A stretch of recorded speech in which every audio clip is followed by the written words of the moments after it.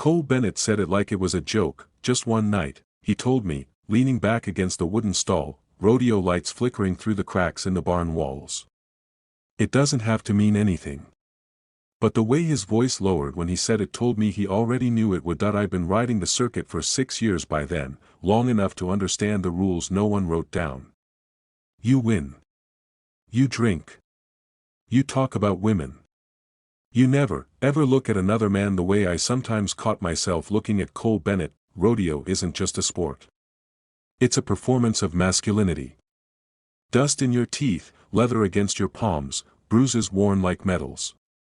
I learned early how to survive in it. Keep your head down, your answers short, your secrets buried deep. Cole was the opposite of quiet. 31, all confidence and easy charm, the kind of man who slapped backs and turned strangers into friends before the first whistle blew. He rode like he had something to prove and smiled like he'd already won. Crowds loved him. Sponsors loved him. Women especially loved him, and Cole loved the attention. At least, that's what I told myself. That we became partners by accident. A last-minute shuffle before a regional competition paired us together for team roping. I remember the first time he swung up behind me on the horse, close enough that his chest brushed my back as he gathered the reins. Relax, Mercer, he murmured near my ear. I won't let you fall. It was a normal thing to say. Practical. Necessary. But my pulse had betrayed me anyway. After that, we rode like we'd trained together for years. Our timing locked in. Our instincts aligned.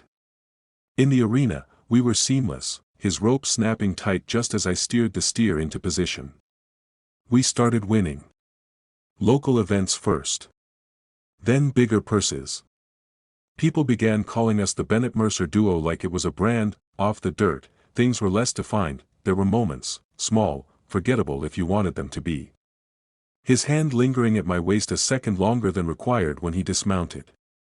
The way his eyes stayed on me after a win, searching my face like he was looking for something he couldn't name. The silence in the truck rides between cities, thick but not uncomfortable. That I told myself I was imagining it. Then he introduced me to Marlo Hayes. It was at a sponsor dinner in Fort Worth. She stepped into the restaurant in a pale blue dress, poised and luminous, the kind of woman who drew attention without trying. Cole's expression changed when he saw her, softened, brightened. Ethan, this is my fiancée, Marlo. Fiancé, the word lodged in my chest. Marlo shook my hand with warmth that felt undeserved. I've heard so much about you, she said. Cole says you're the best partner he's ever had. I glanced at him. His smile didn't quite reach his eyes. During dinner, I watched them together. She leaned into him easily, her fingers resting against his forearm.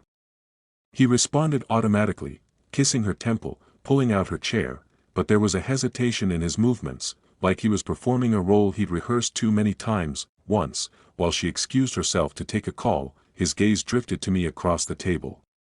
It held. Too long. Don't, I said quietly. Don't what? He asked, but his voice had dropped. Look at me like that.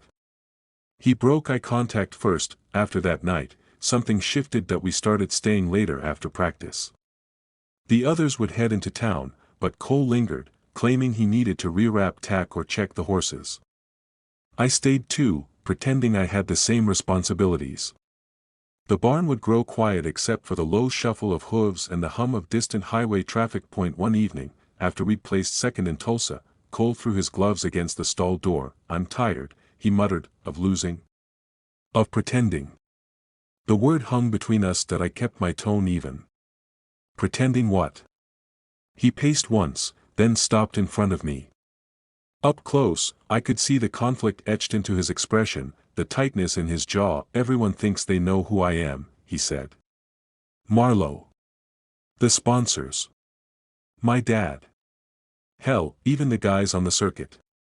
They've had me figured out since high school. And do they? I asked it. He looked at me then in a way that stripped away the noise of the arena, the expectations, the future wedding plans. I don't know anymore. My breath slowed. Dangerous territory, Cole, I warned. That he stepped closer instead of back. Have you ever wanted something you weren't supposed to? Every day, I thought.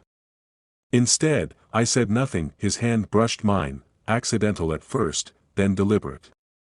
The contact sent a shock through me that I tried and failed to hide. "I'm not gay," he said quickly, like the words were a shield.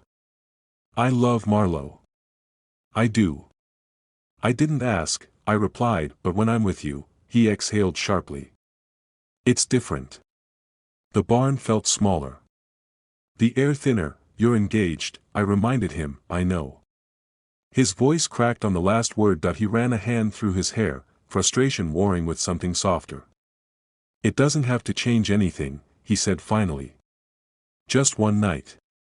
No labels. No one has to know." It was reckless. Cowardly. Tempting that I should have walked away.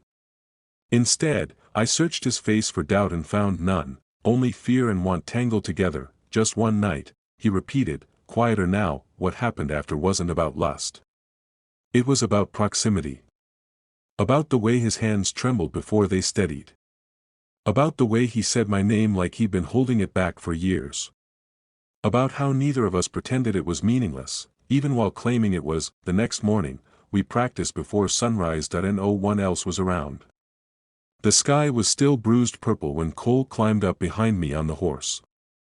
He took the reins, his chest flush against my back, his breath warm at my neck. Everything felt sharper. The leather in my grip. The rhythm of the horse beneath us.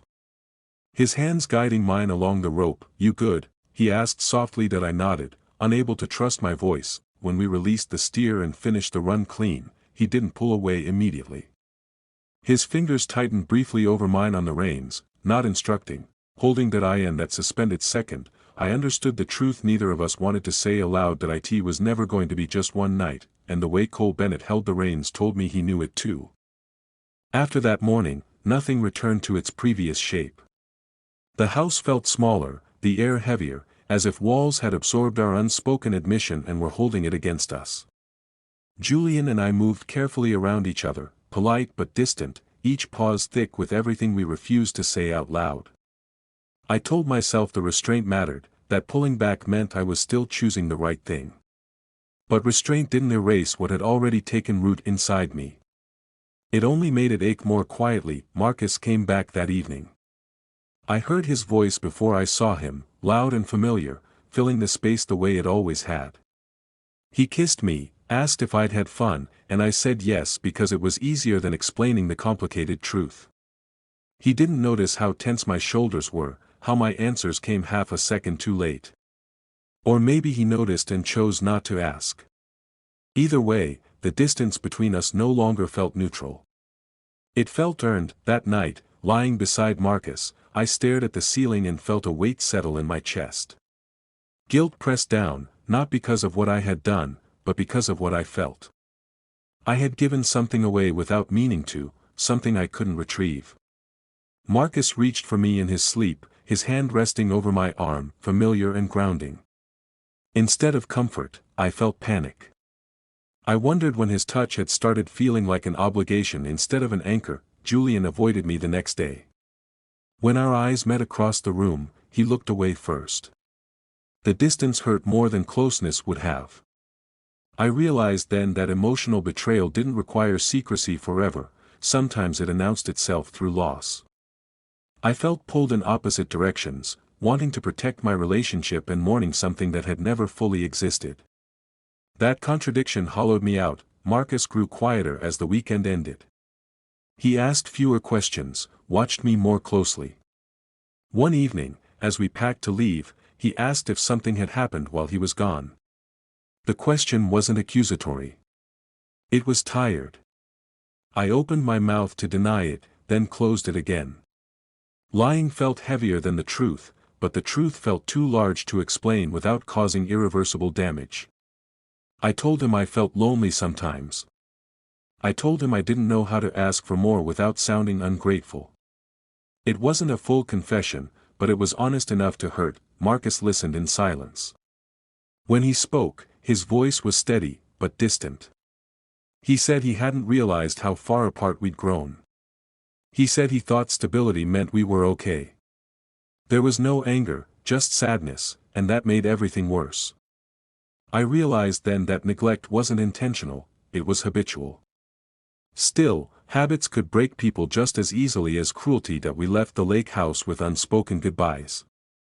Julian stood on the porch as we drove away, his expression unreadable. I didn't look back again. In the weeks that followed, the weight of everything pressed harder. Marcus tried, in his way, to be more present, but something essential had shifted. I found myself withdrawing, afraid that any closeness would feel dishonest. Julian never reached out. I didn't either. Silence became the consequence we both accepted. Eventually, Marcus and I had the conversation neither of us had been brave enough to start earlier. We admitted we were holding on to a version of us that no longer fit. There were tears, but no shouting. Love didn't vanish, it just stopped being enough. We separated quietly, with more grief than anger, carrying the knowledge that neither of us was entirely to blame. That I think about Julian sometimes, about how briefly he saw me more clearly than I saw myself. What happened between us never became a story I could explain easily, but it changed me. It taught me that emotional honesty delayed too long can become a form of betrayal. Now, when I'm alone, I don't confuse silence with peace. I know the difference, and I live with it.